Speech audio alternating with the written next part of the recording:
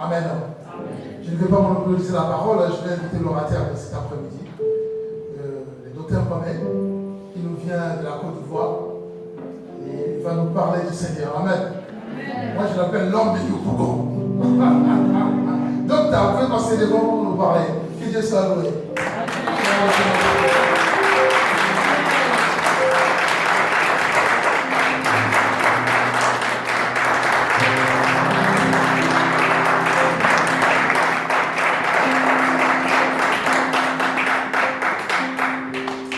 Gloire à Dieu.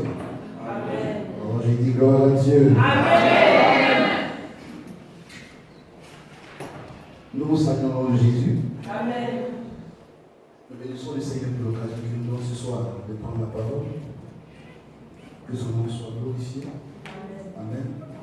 Je dis merci à nom de Dieu. Je l'appelle l'apôtre du Père. Merci pour la confiance que vous avez. Ça fait un an que j'étais ici déjà. Et voilà, Dieu permet que je sois encore là. Je bénis son nom. C'est lui qui m'a envoyé l'invitation depuis la Côte d'Ivoire que je vienne.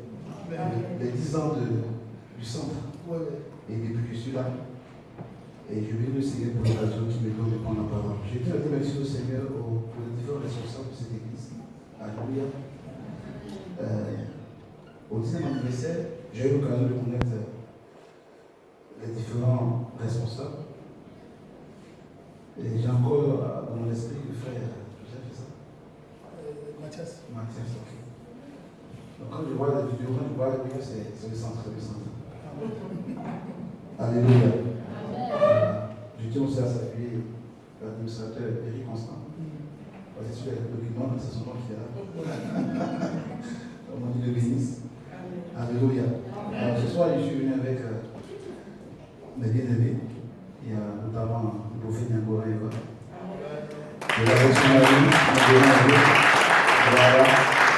Et il est passé de poissonner aussi dans la campagne. Que Dieu vous bénisse.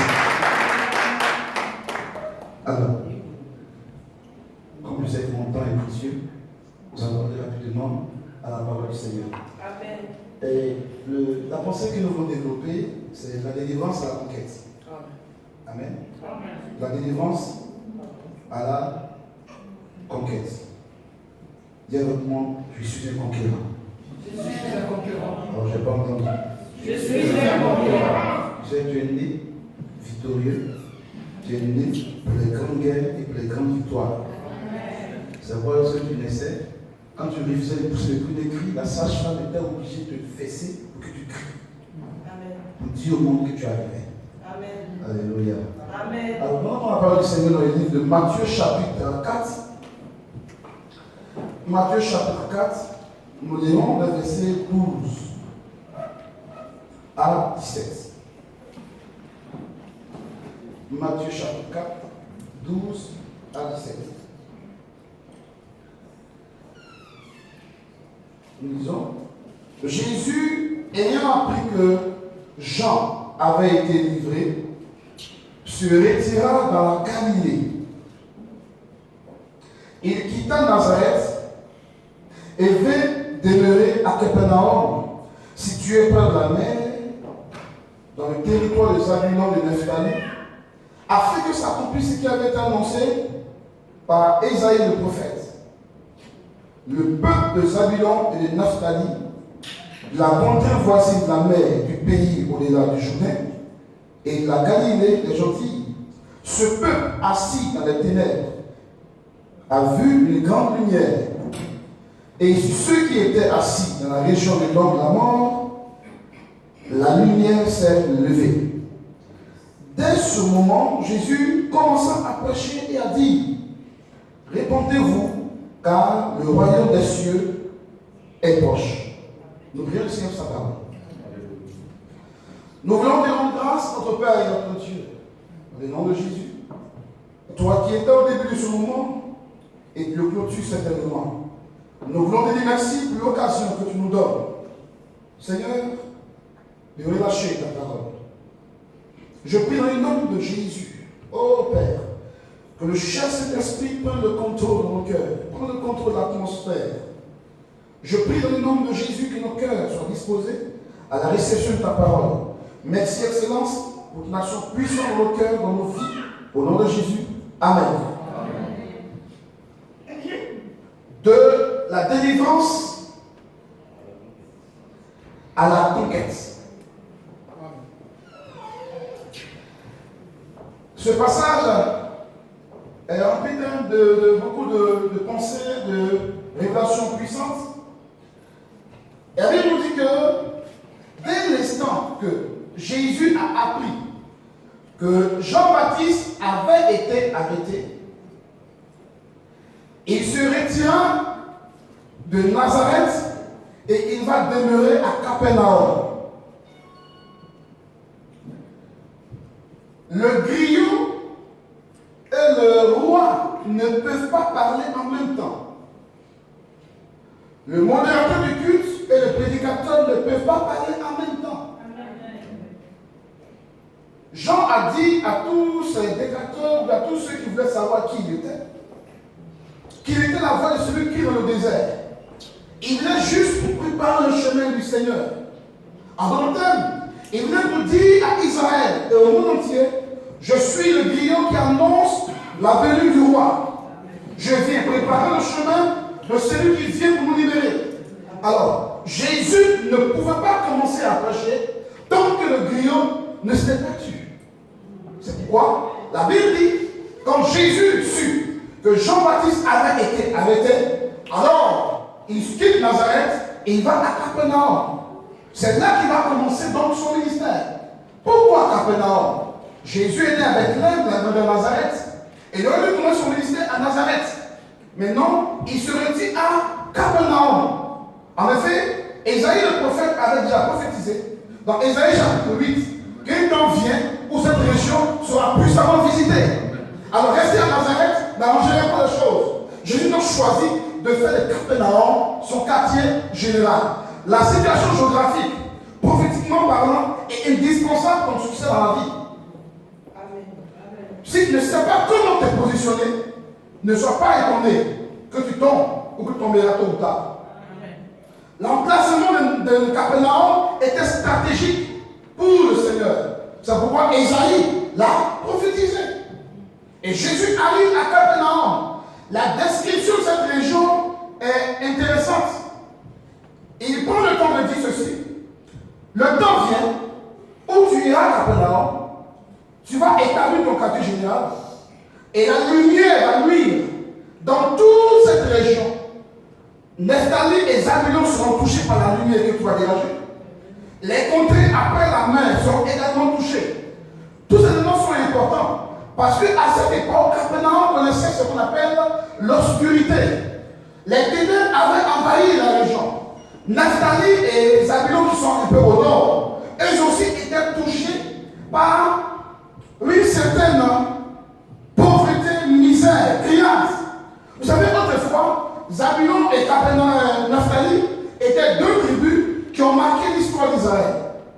Lorsque Gédéon devait combattre, c'est là qu'il puisait sa provision, son équipement, sa garnison pour le combat. Quand David est monté sur le trône, c'est là encore qu'il prit la provision, c'est là qu'il prit le genre de guerre. Donc Nephtali et Capernaum étaient deux régions qui avaient, si vous voulez, une histoire assez intéressante en tant que des guerriers pour la tribu d'Israël. Mais ils ont été confrontés à l'attaque des Assyriens, qui les ont tellement martyrisés que ces deux régions sont tombées dans le chaos. Et Esaïe pouvait vous dire, temps vient, où ton chaos, tu seras relevé. C'est pourquoi Jésus-Christ trouve bon de se placer à Capernaum. Et le prophète annonce nous dit, ceux qui sont assis dans cette région, au-delà de la mer, verront une grande lumière. Vous savez, la lumière a existé avant le soleil. Amen. Amen. La lumière a existé avant le soleil. Quand nous lisons par exemple Genèse, la Bible dit que Dieu sépare le jour de la nuit et toute la lumière est bonne. C'est après qu'il va créer les astres. Amen. Donc la lumière est avant. Écoute, s'il n'y a pas de lumière, il n'y a pas de développement. Donc lumière égale essor de développement. Et il fallait que Jésus-Christ vienne dans cette région pour permettre à la région d'expérimenter un nouveau départ, une nouvelle restauration, un nouveau repositionnement. Alors quand il est arrivé vers, la Bible nous dit que de tout son ministère, Jésus a opéré de grands miracles dans cette région, donnant vie et espoir à toute la région. Il a prêché l'évangile, les gens étaient sauvés. Et puis la population de Capernaum avait une particularité.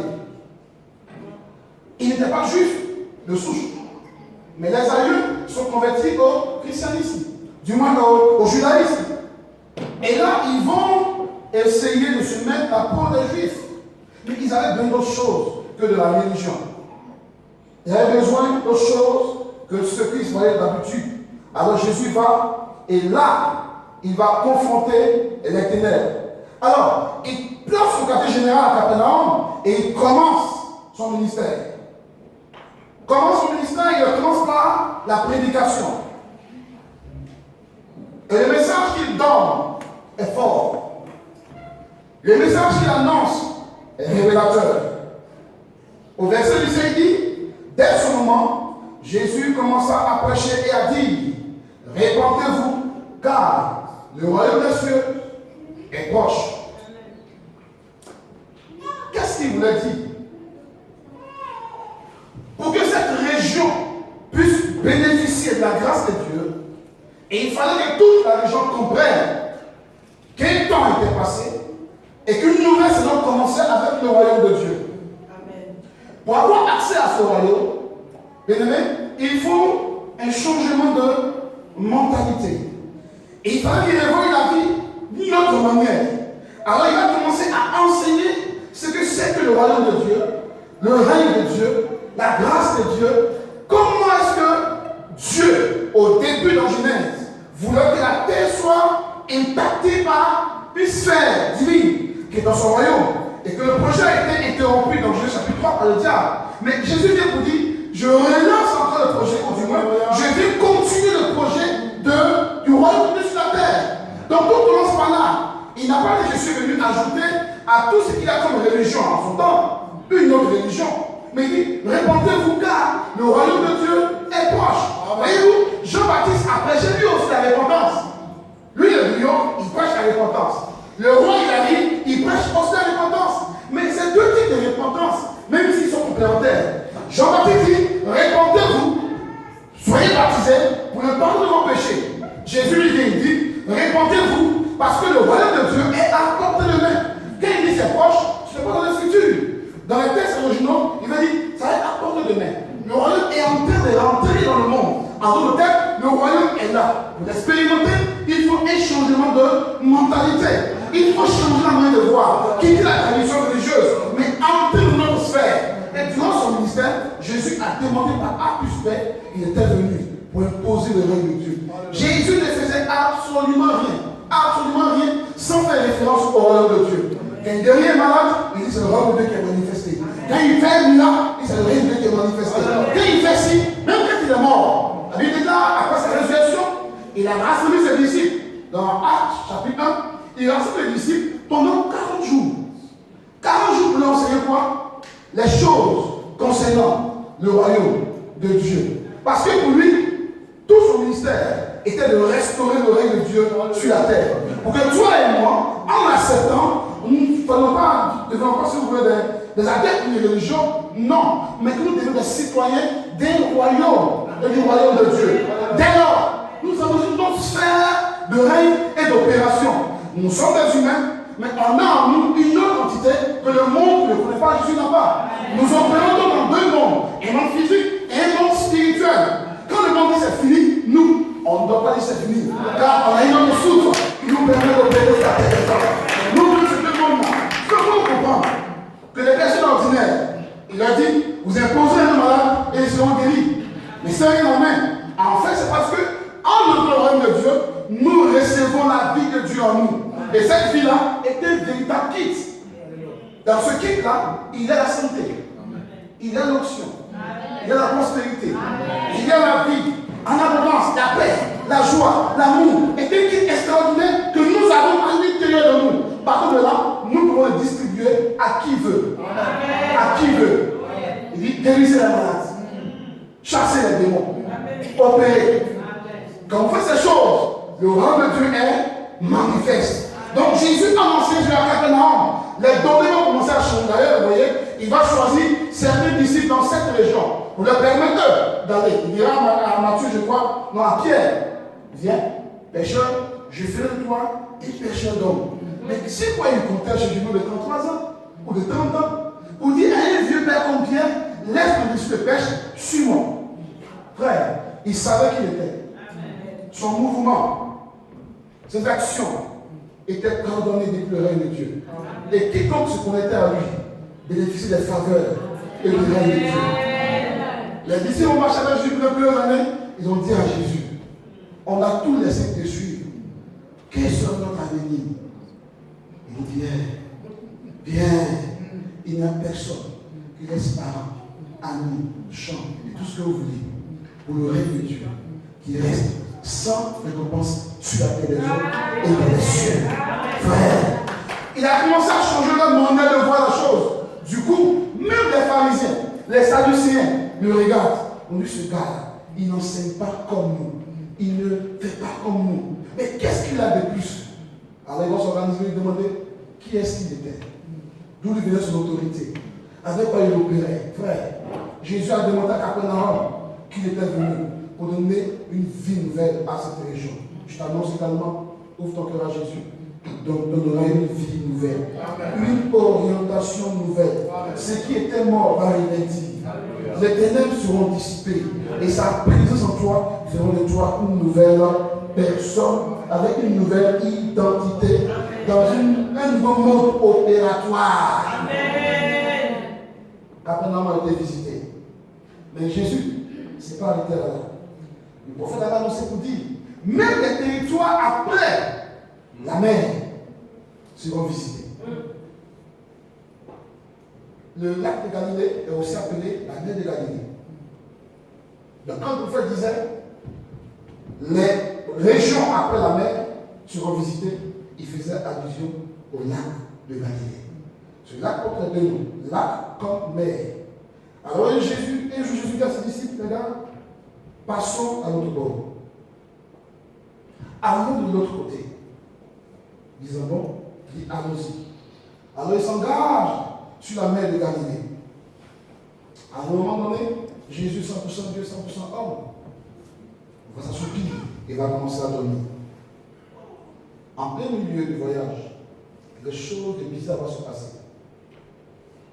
Dans le livre, dans Marc chapitre 5, qui est la référence de notre intervention ce soir, la conquête, la délivrance de la conquête, Marc chapitre 5, verset 19. Il dit, passons à l'autre bord. Sur le chemin du voyage, voici une tempête se soulève sur la mer.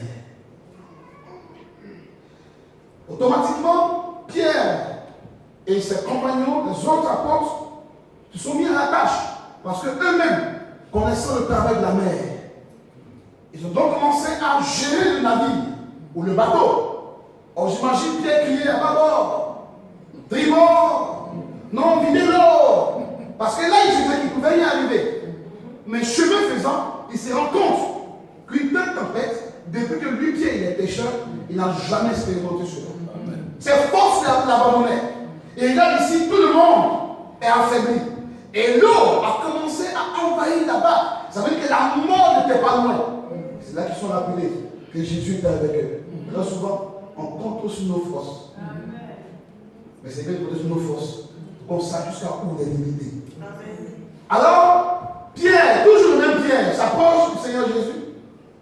Et avec une sagesse mêlée de colère et de plainte, ne vois-tu pas que nous périssons? En d'autres termes, nous on meurt, toi tu dors.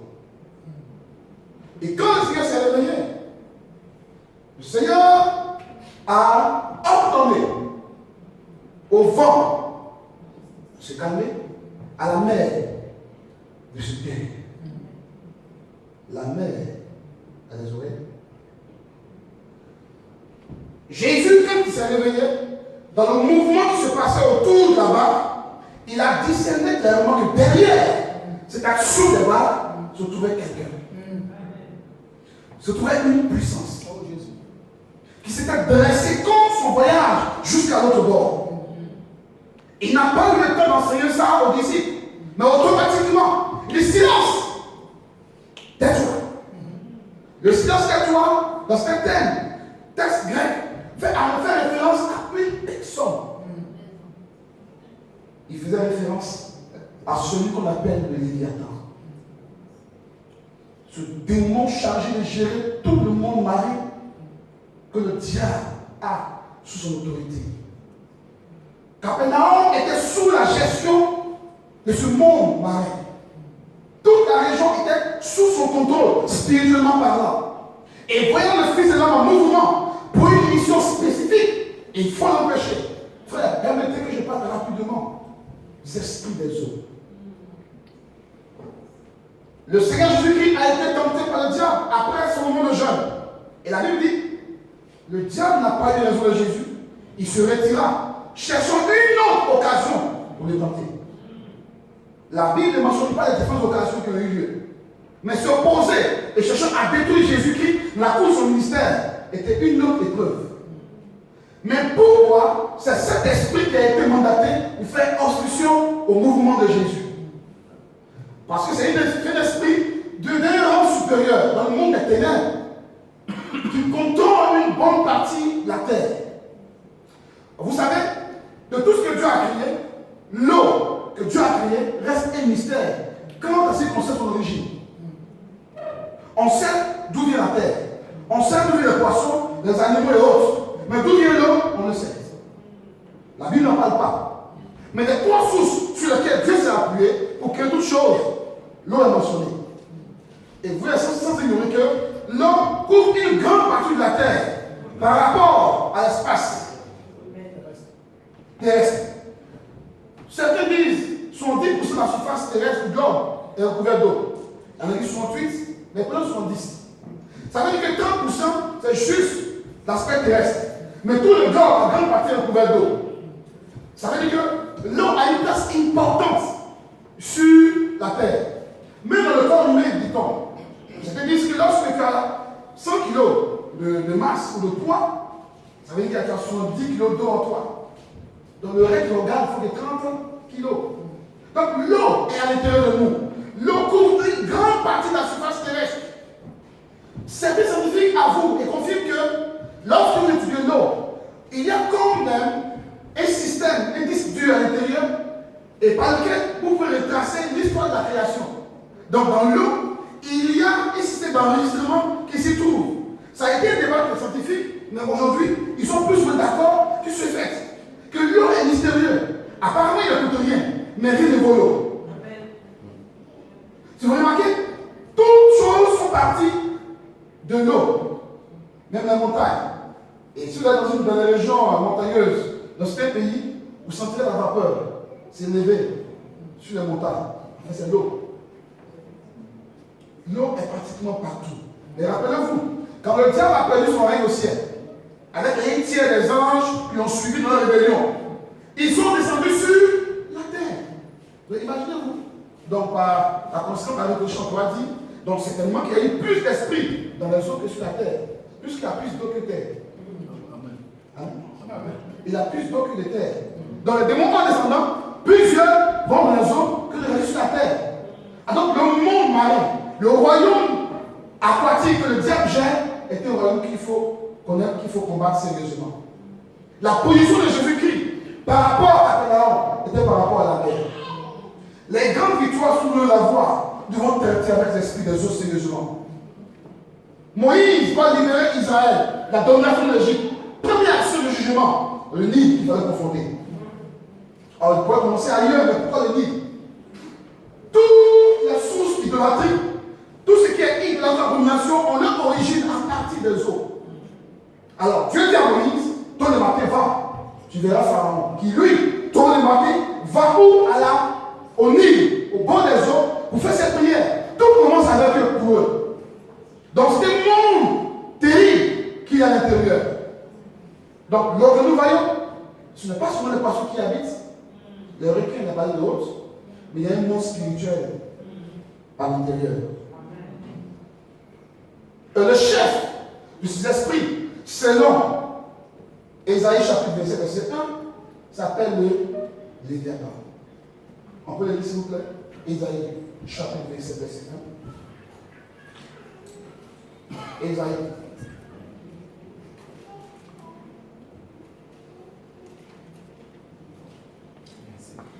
Ésaïe 27, verset 1.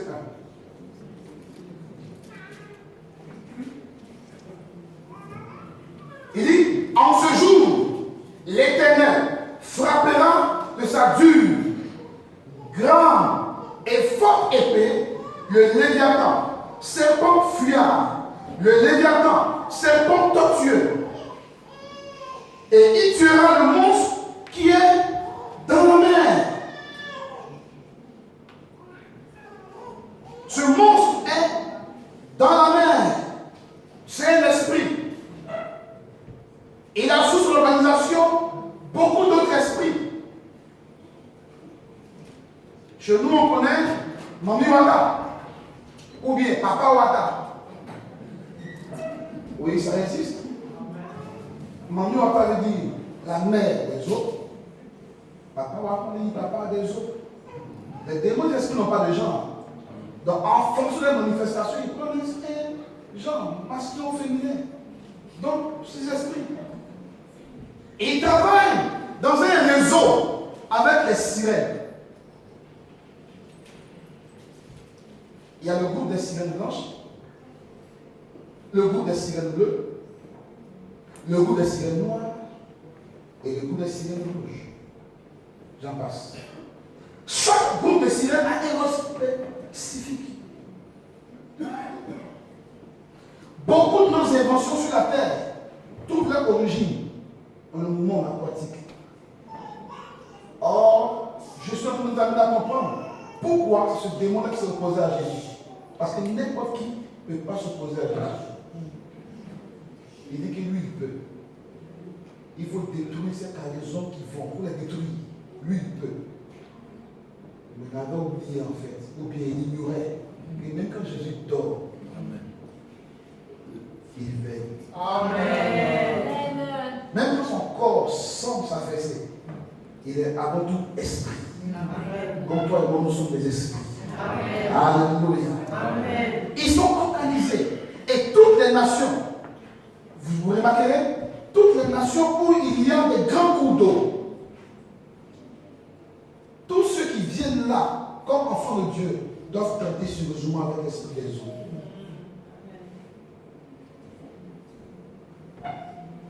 Ils ne lâchent pas facilement la victime. Mais comment on devient victime de ces esprits? Par l'adoration. Quand nos géniteurs courent auprès des cours d'eau, j'ai besoin d'un enfant, qu'il soit prospère, qu'il soit si, on connecte la destinée des peuples à cet esprit, qui se voient en droit et légal de contrôler la vie des personnes. Et quand tu viens à Jésus-Christ, sois informé pour rompre cette alliance. Oh, ne dis pas comme plusieurs. Si quelqu'un est en Christ, il y a une nouvelle création. Les choses anciennes sont passées. Voici toutes choses devenues nouvelles. C'est la parole de Dieu, c'est la vérité. Mais comprenez ce passage. Amen. La nouvelle personne que tu es se passe au niveau de ton esprit. Nous naissons de nouveau spirituellement. Notre âme sera transformée par la parole de Dieu qui nous a prêché. Notre corps va connaître la mort. Mais qu'il soit ressuscité, il y aura un corps glorieux comme celui de Jésus-Christ. Lorsqu'il est ressuscité, il est passé à travers le mur. Mais donc maintenant, cherche à comprendre ce qui se passe. Notre Dieu est un Dieu d'alliance. C'est lui qui est établi le président d'alliance, il les respecte. Vois-tu, même quand tu fais l'alliance avec le monde des ténèbres, Dieu ne l'appréciera jamais, mais il le respectera. C'est pourquoi, venant à Jésus-Christ, prends le temps de voir, est-ce qu'il n'y a pas un problème d'esprit des hommes sur ma vie? Tu as l'autorité. Jésus t'a vécu, il dit, toi, ouvre la bouche, brise l'influence et puis avance. Mais très souvent, nous refusons. Soit parce qu'on est paresseux spirituellement, parce qu'on n'est pas prié, on n'est pas combattre. Parce que Jésus a tout fait, c'est fini. Mais dans la marche chrétienne, on est confronté à tellement de situations bizarres qu'on n'arrive pas à expliquer. D'où quel point encore, enfant de Dieu, tu es encore soumis à la pression des maris, des nuits, des familles. Il y a un frère qui a commencé à être torturé par ses esprits. Alors il prend 3 semaines de jeûne de prière pour en découvrir avec un le conjoint spirituel, avec la femme de nuit. Il s'est retenu un camp de prière. il jeûne, il prie. Alors, il était au terme de ce 21 jours de jeûne. Il a eu un somme. Dans le petit sommeil qu'il a eu, l'esprit est venu coucher avec lui. Il dit à je quitte la maison. Je suis venu là, chercher le Seigneur. À peine je finis, et tu viens. Quel est donc le problème? Frère, ce n'est pas une affaire de se muscler contre les puissants ténèbres, mais comprendre comment on découle avec eux. Regardez dans l'action que Dieu a menée pour libérer Israël de l'Égypte. La Bible nous dit, Dieu dit à Moïse, transforme l'eau du Nil en vin. Amen. Amen. Oh non. Non. Ah non, ça ne peut pas dire. Non. Pas de vin. Transforme l'eau du Nil en sang. Le Seigneur annonçait que seul le sang est capable de briser le bris des eaux. Seul le sang. Seul le sang. Peut-être qu'on a des personnes comme plein.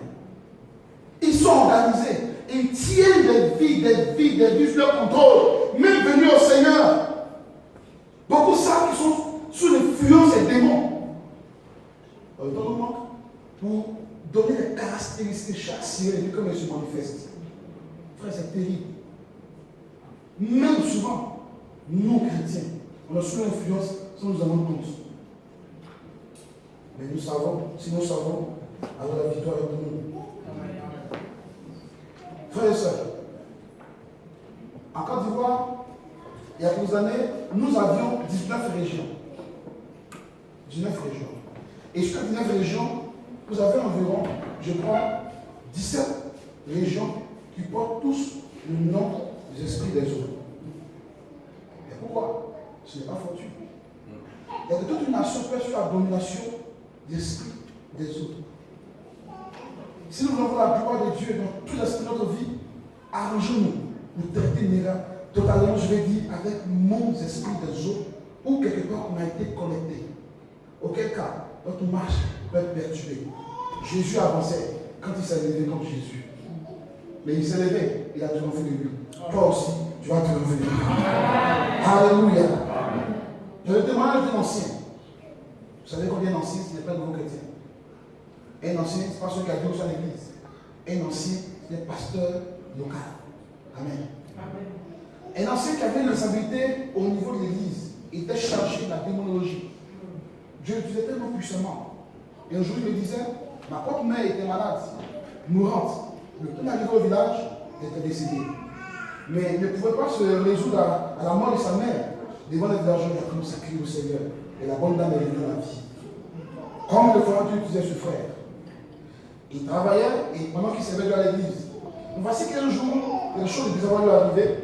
Il a eu un contact sexuel avec un esprit dans son songe. Et quand il s'est réveillé, mais c'est impossible. Je suis à Christ en même temps. Pourquoi j'ai une manifestation? Mais à cause du boulot, il n'a pas eu le temps de traiter le sujet. Il a continué sa marche. Mais chemin faisant, la chose va s'accentuer. Et voici, à cause du travail, il a commencé à tirer le culte. Et dans l'autre, ça ne se retrouvait pas trop bien. Mais c'est bizarre. Tout ce qui était appétit sexuel autrefois s'est réveillé. Ce monsieur de près de 40, non plus de 50 ans, a commencé à courir les jeunes filles du quartier. Les jeunes filles de 15 ans, 16 ans, 18 ans. Il n'arrivait pas à comprendre ce qui lui arrivait. C'est pour lui dire, tiens, le mari qui me trompe. Il dit non. Il lui dresse son CV à l'église. Pour lui montrer qu'il est trop sérieux. D'ailleurs, se tait. Mais un jour, elle prend la main dans le sac. Elle décide donc de quitter le foyer et de partir. Lui, il s'en foutait. Il avait de l'argent. Son travail payait très bien. Mais il continuait sa vie. Mais ce qu'on a mené à la délivrance, c'est que lorsqu'il partait travailler, en tant qu'agent de recouvrement, il pouvait encaisser 3 millions, 4 millions de francs CFA. La scripture qu'il va venir reverser. Alors, le matin avant de quitter l'hôtel, il va raconter l'argent qu'il a encaissé la veille. Sur 3 millions par exemple, il se rend compte que 500 000 francs ont littéralement disparu. Il n'arrive pas à comprendre comment la chose se fait. Un bon voleur n'ira pas avoir 3 millions, prend seulement 500 000. Il prend le paquet, il s'en va. Mais d'où vient que sur les 3 millions par exemple, ce montant disparaît? Alors, pour une affaire de témoignage, il se permet juste de prendre son compte et de boucher la tour. Mais ce n'était pas une seule fois. Ça a commencé à devenir récurrent. Mais il ne pouvait plus payer. Donc, il est endetté. On ne peut pas le renvoyer parce que sur le renvoi, qui va payer. Donc, il travaille pour payer. Il n'a plus d'argent. Il est devenu pauvre. Il ne se retrouve même plus. Même pour assurer la scolarité de ses neveux, il ne peut plus. C'est alors qu'il dit à son neveu qui était à l'église, il dit, comme vous priez encore, priez pour nous. Parce que ça ne va pas. Alors, son neveu me dit, mais tiens, je connais un frère qui peut t'aider. Donc le monsieur, il vient. Je m'attends à voir un jeune homme qui est un peu à l'air, qui, dans le show, comme on l'a dit, je vois un monsieur qui, de loin, était mon père. Le monsieur, quand il s'assoit, battu, le visage sombre, déprimé, et qu'est-ce qui se passe? Et on commence l'échange. Je lui dis, ce qui t'arrive, c'est pas normal, tu n'es pas normal, tu es enfant de Dieu, il faut te libérer de ça. Il dit, non, laisse ça, je suis en Jésus, ça c'est déjà fini. Il dit, non, mais ce qui t'arrive, montre qu'il y a problème sur ta vie. Enfin, on a discuté. Souvent, c'est bien discuté, Bible ouverte. Je mets à gauche, je mets à droite. Je mets à droite, je mets à gauche. Vous dites que ce qui lui arrive n'est pas spirituel, donc on doit probablement bien lui maintenant. Dis-moi, tu quittes tel département jusqu'à moi. Pourquoi? Je vais vous discuter. Et là, il se tait, il se rend compte que c'est lui qui est venu jusqu'à nous parce qu'il y a un problème. Et lui, je suis venu jusqu'à nous qu'il y a un problème. Voici la solution que le destin Jésus te propose. Pas un moment de jeûne, tu viens m'appeler pour toi. Alors il obéit. On se retrouve dans le moment de prière, bien aimé. À peine nous levons la main pour dire merci au Seigneur pour la vie de ce monsieur, il s'est retrouvé à terre. Il a tellement nettoyé l'espace. C'est-à-dire que les démons se sont roulés à terre. Il a nettoyé. Mais c'était chaud. Donc, à un moment donné, j'ai demandé au nom de l'esprit, qui êtes-vous? Et il demande, me dit, mais tiens, toi tu es qui? Et Dieu, c'est Dieu. Toi qui es-tu? Il dit, moi, je suis l'esprit des eaux. Ce monsieur que tu vois, son père et sa mère sont venus nous voir. Lorsqu'il était tout jeune, nous demandons d'assurer sa protection, de l'aider à réussir. Et que lui, en retour, chaque année, devrait nous offrir un mouton. Mais depuis des années, il n'obéit pas. Alors, on va commencer à prendre notre part dans son argent. Donc, tout ce qui se passe dans l'argent, c'est nous. On prend notre part. Mais on n'a pas fini. On va le tuer. Il dit, c'est sérieux? Un autre répond. Tel canari. Ils ont commencé à lister tous. J'étais épaté, j'écoutais. On notait tout ce qui se disait. Et après la délivrance, je me suis dit, tiens, est-ce que chez toi, tes parents ont demandé l'esprit des autres? Et il était fétiche. Il dit, qui vous a dit ces choses? Il dit, c'est vrai ou c'est faux? Il dit, oui, c'est vrai. Voilà. Et là, il va renchérir, il a pour les témoignages. C'est ce qu'ils ont dit. Il a donc compris que même servant le Seigneur, il n'a jamais pris le temps de traiter avec ces démons qui sont arrivés dans sa vie à un moment donné pour détruire sa vie. Parce qu'il était ignorant. Alors, ce qui est merveilleux, après la délivrance, je me suis relevé. J'ai vu un visage rayonnant. J'ai senti qu'il y avait une assurance. Et il est rentré chez lui. Je me suis heureux de le voir affranchi. Alors, à peine il m'appelle. Il dit, elles sont venues. Il dit, qui? Il dit, les petites filles. Comment tu l'as géré? Il les chassé. Il dit, ah, la victoire commence à venir. Alléluia. Un jour, nous étions après plusieurs semaines. Il m'appelle, il me dit, mais tiens, je vais lui faire un grave accident. Le véhicule est irrécupérable. Je lui dis, mais tiens, si tu m'as appelé, tu peux l'avoir. C'est l'essentiel. Rappelle-toi qu'ils avaient dit, on va le tuer. Ça veut dire que si Christ n'était pas intervenu dans la délivrance, ce frère serait mort. Et je suis sûr, il serait allé au ciel. Mais sa destinée sur la terre aura été écoutée par des démons qui, au nom d'une mauvaise alliance, ont détruit sa vie. Et nous, l'Église, on a dit quoi? Le Seigneur a donné. Le Seigneur a donné. Que le Seigneur soit béni. Or, sa vie a été écoutée par les esprits. Oh, merveilleux, dans le témoignage, Dieu l'a restauré. Sa femme est revenue. Dieu l'a restauré. Ses finances ont pris l'ascension. Il s'est même acheté sa propre voiture. Et il m'a trouvé une joie. Et le papa il me dit, mais frère, je me dis merci. Vraiment, Dieu m'a béni. Grâce à ton ministère. En ce moment, je n'étais pas dans le ministère. Il y a environ 20 ans que je suis là sur ce témoignage. Il dit, je m'en vais, je reviens pour faire le fond de reconnaissance. Bon, peut-être que c'est juste après ma prédication. Comment ça va dehors, voilà, c'est fini. Mais ce qui est intéressant, C'est que Dieu a restauré quelqu'un qui était ignorant de cette ambiance négative qui pesait sur sa vie. Frère, attention. Vous tombez mal? C'est déjà là. Vous expliquez comment ils opèrent. Alors, rappelez-vous. Voilà les signes qui annoncent que tu vas avoir le contrôle des esprits des autres sur ta vie. Ils se disent que c'est un qui donne la prospérité et l'élévation. Quand tu montes dans tes affaires, et on tout se bloque, ou tu as tendance à tourner en rond, tu as l'impression que ta vie n'avance pas, ça ne recule pas. Ou au pire des cas, tu régresses dans la vie. Je t'en supplie, ne mets pas tout au compte des épreuves du Seigneur. L'épreuve du Seigneur est bien spécifique, il a des caractéristiques. L'épreuve de Dieu est temps, ça va passer. Un peu, tu vas te déformer. Quand tu sors de là, tu as une promotion. Mais une épreuve qui tend à te tuer, avec quand tu dis non, Dieu n'est pas dedans. Regardez Israël dans le désert, il s'est éprouvé. Dans le désert, il s'est éprouvé. Mais il mangeait la manne. Il mangeait de la viande. Il buvait de l'eau minérale. Il dormait la belle étoile. Il n'y a pas de maladie en Israël. Là, il s'est éprouvé. Regardez le plus du Seigneur. Le jour où il a dit, voici Canaan dans le combattant. Il a Moïse, Dieu est ouvert. On en parle là. Parce qu'on était habitué à avoir tout facilement dans l'épreuve. L'épreuve du Seigneur ne tue pas.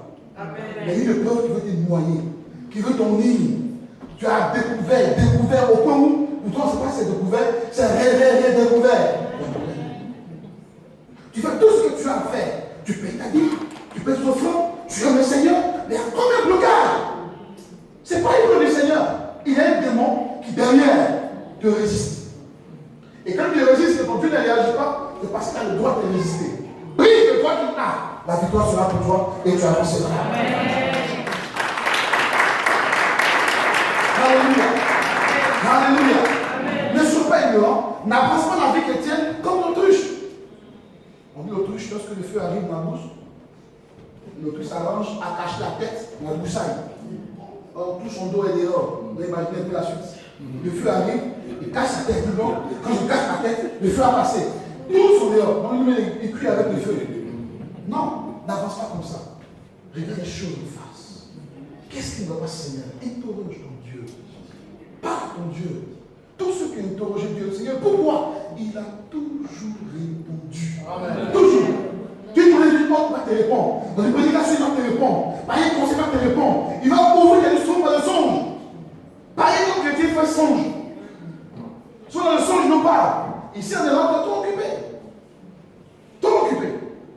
Tellement de cours ici. Vous n'avez pas remarqué ça? Vous n'avez pas remarqué ici, tout mon cours. Tu vas où? C'est pas le mon cours. La plus prochaine à l'aéroport. Apôtre. Moi, je me suis moqué de moi. On sort de l'avion, j'ai ma valise, et tout mon cours. Il va où? Je ne sais pas. Mon fils commence à courir avec eux. Dans l'aéroport, on va où? Je ne sais pas. Et du coup, ils vont manger un bâti. Donc, on sait que la formalité de manière est haute. Et dit, ah bon, c'est comme ça ici. Mais après ça, encore, je reviens courir. On va prendre le bus. Tout est. Attends, je dis, Seigneur, vous n'avez pas sur le temps. Mais dans vos sommeils, quand vous êtes endormi, abandonné à vous-même, Dieu souvent parle. Il dit, mon fils, ma fille, regarde ce qui se passe. Regarde le son que tu viens de faire. Un homme est venu sortir avec toi. Après ce passage, il y a des mots de vente.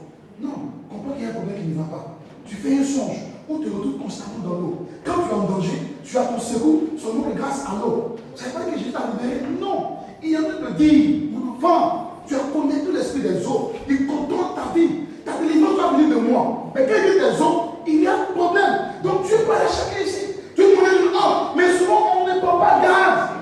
Dis genre, on a fait un songe, on verra. Bon, ici, on l'appelle ça en France.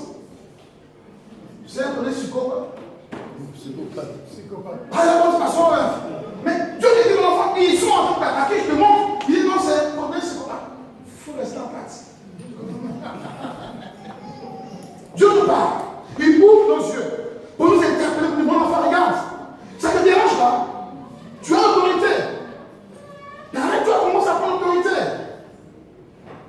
J'ai eu le cœur mal pour un témoignage à cause d'un homme de Dieu. Il va donc voir ce surintendant qui lui avait l'église de 11 000 membres. Il a fait 9 ans de ministère. Il n'a pas été dans l'église après lui. Il importune son surintendant pour dire, Donne-moi les secrets de ton succès au ministère. Je veux. Il lui demande, tu veux payer le prix. Il dit, je vais payer le prix. Ma carrière est trop grande. Il faut que j'ai une grande église. J'ai les moyens. Une renommée. Il dit, tu es sûr. Le vent déterminé, il dit, ok, tout le monde tel jour, je vais voir où les choses se passent.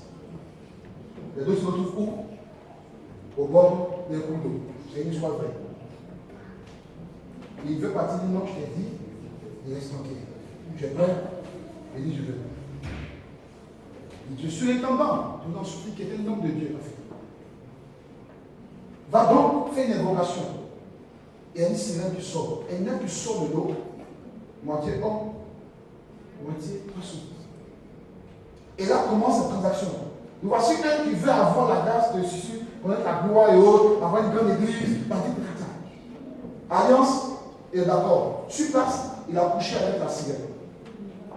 Le contrat étant signé, la sirène lui dit, chaque mois, tu dois me coucher avec 2 vierges pour renouveler ton alliance. Et il reste le surintendant. Il dit, il reste tranquille, je gère ça pour toi.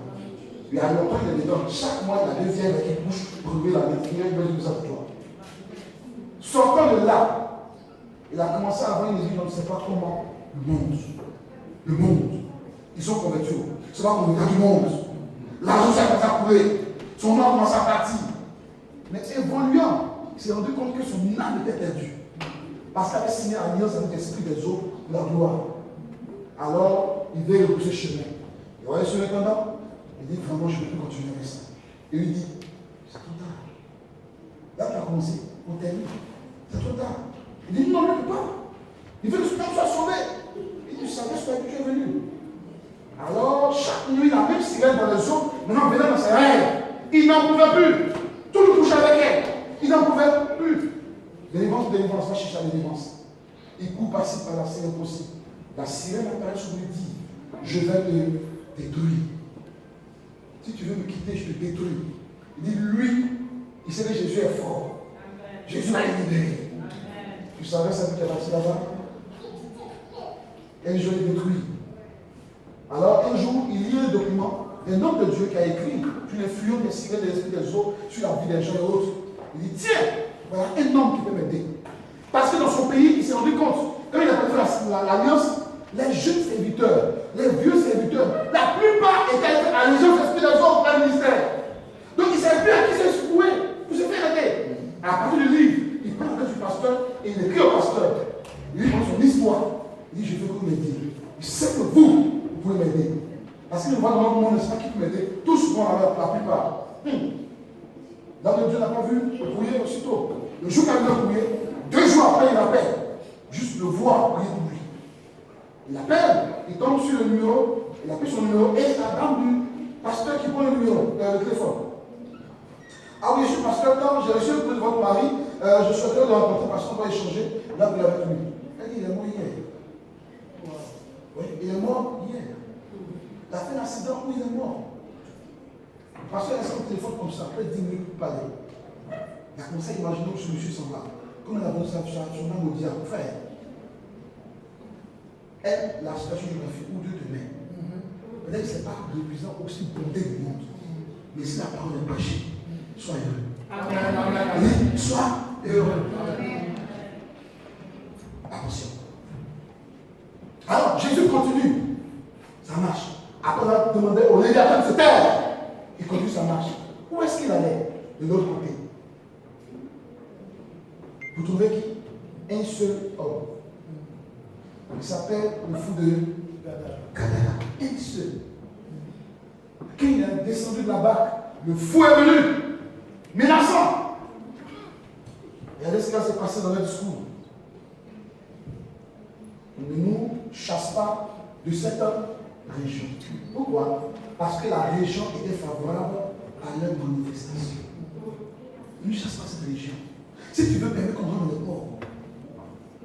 Mais une fois c'est esprit dans le port, remarquez, 2000 têtes de port, tous dans l'eau.